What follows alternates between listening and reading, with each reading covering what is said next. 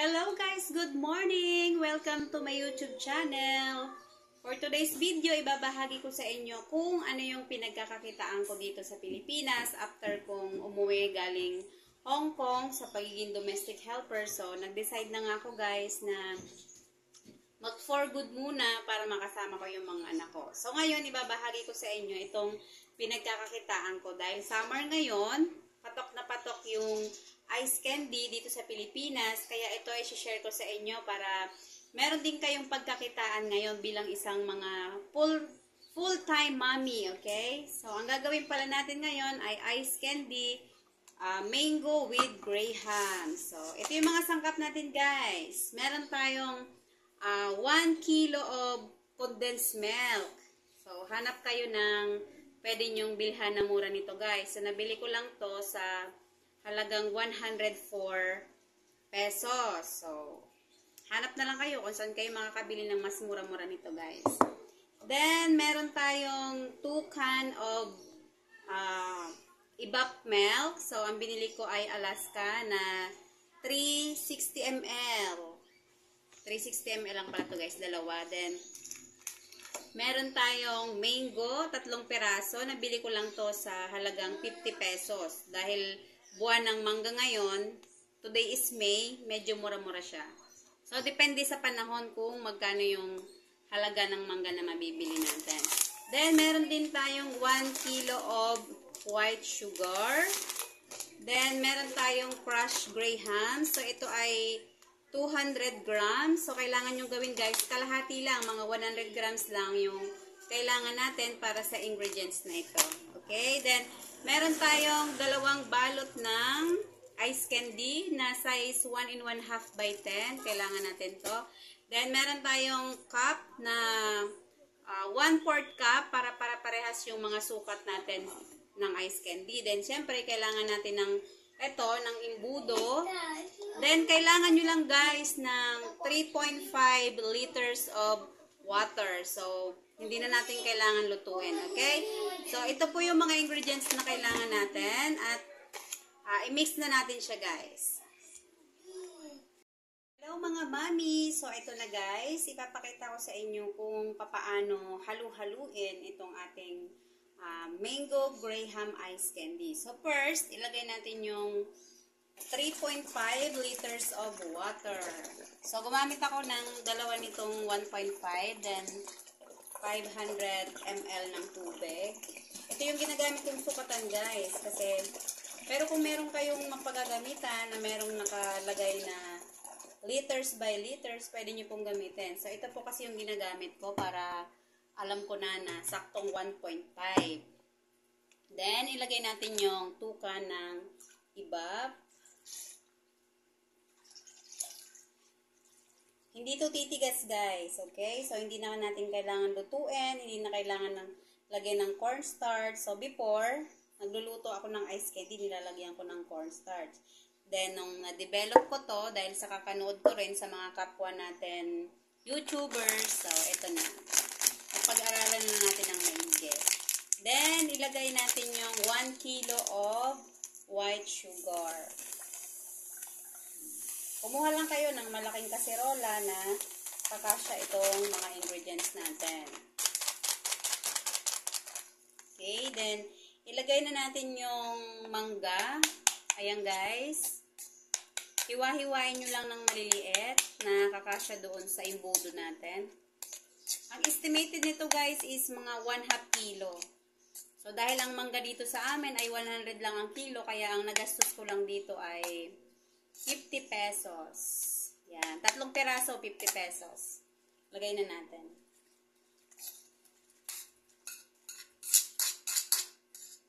Maglalagay tayo ng costing para yung mga nagpaplanong magnegosyo ay makita nyo kung kikita ba kayo o hindi. Ako kasi kumikita ako, guys, kaya binabahagi ko po sa inyo. Then, next natin yung 1 kilo of condensed milk.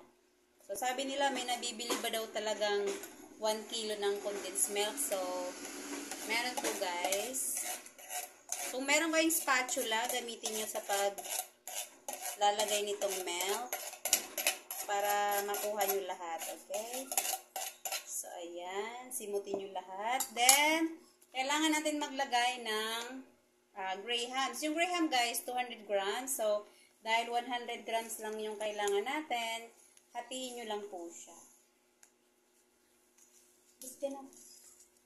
Magbablog si mama. Okay, so ayan. 100 lang. Kalahati lang nito.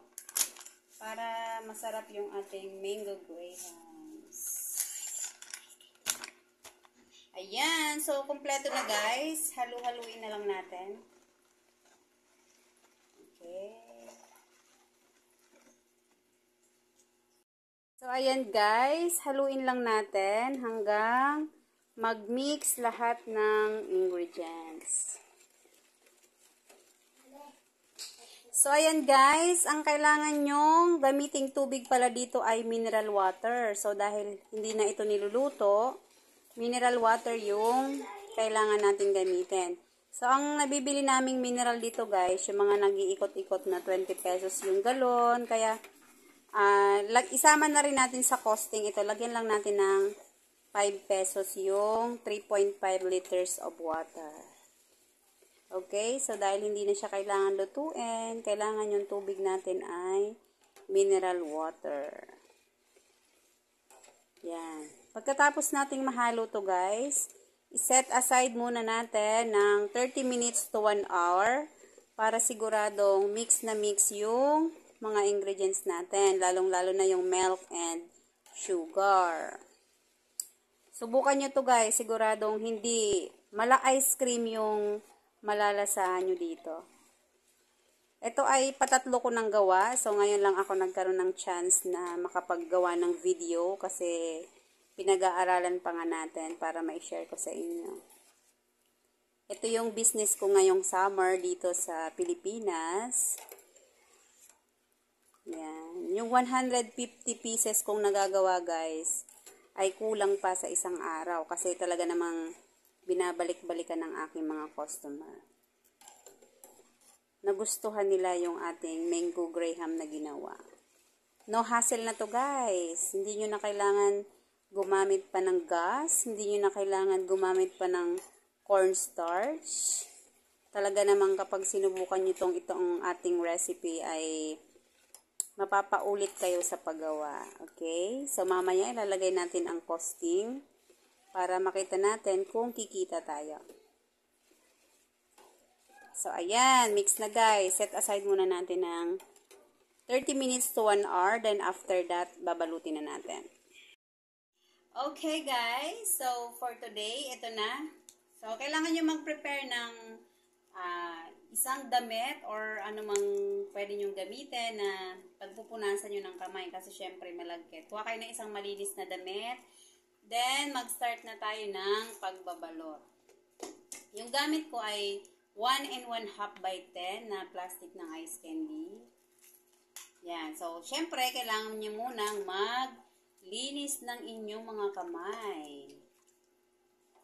Yan. Gamit tayo ng 1/4 cup of ito, ang takalan natin.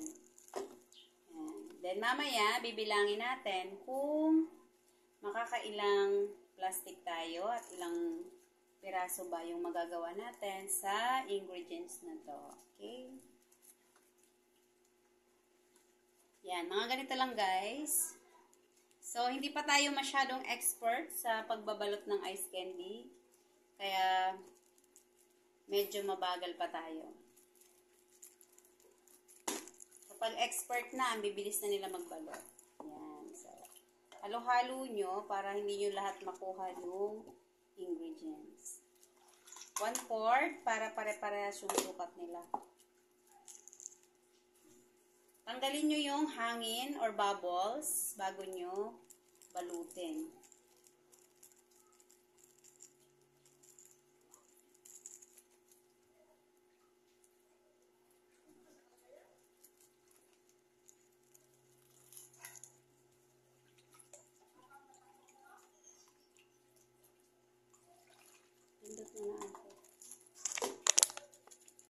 Guys, so ayan, sa recipe natin, nakagawa ako ng 121 pieces na ice candy. Ito. So, pwede nyo siyang ibenta guys ng 5 pesos or 3 pieces for 20 pesos. So, magagawa tayo ng costing para makita nyo kung may kita ba kayo sa recipe na ito. Para mas maganda yung ice candy natin guys, gupitin natin para tipidin sa space sa ating freezer. So, ganyan. Dahil masyadong mahaba, kailangan natin siya ng gupitan para mas maganda.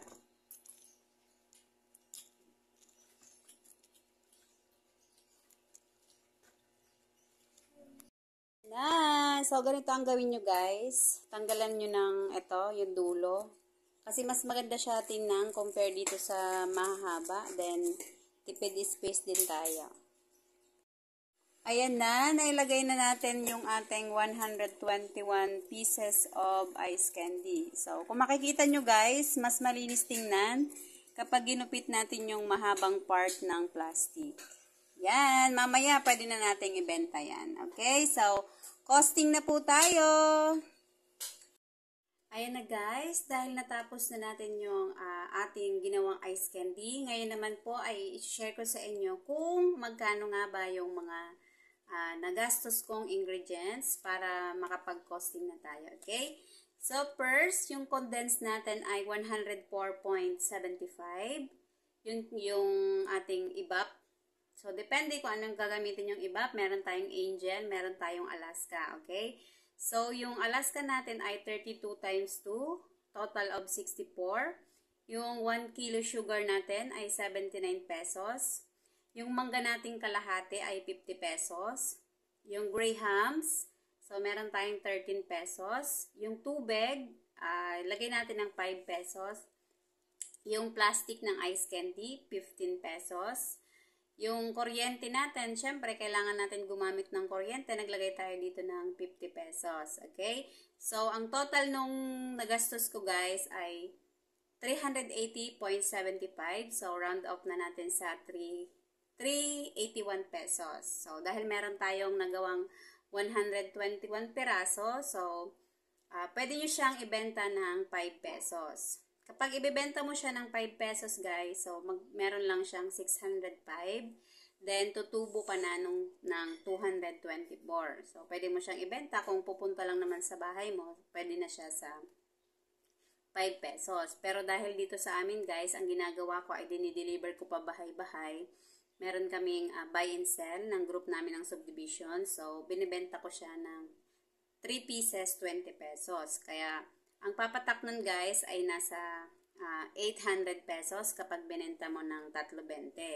Then, kikita ka ng 419. So, depende nga yan kung saan location na nandun kayo. Okay? So, sana nakatulong sa inyo ang recipe na naibahagi ko at nagbigay sa inyo ng kaunting hanap buhay. Okay? Kaya kung bago ka lang sa YouTube channel ko, please don't forget to like and subscribe para lagi po kayong updated sa mga video na i-upload ko. Thank you so much for watching!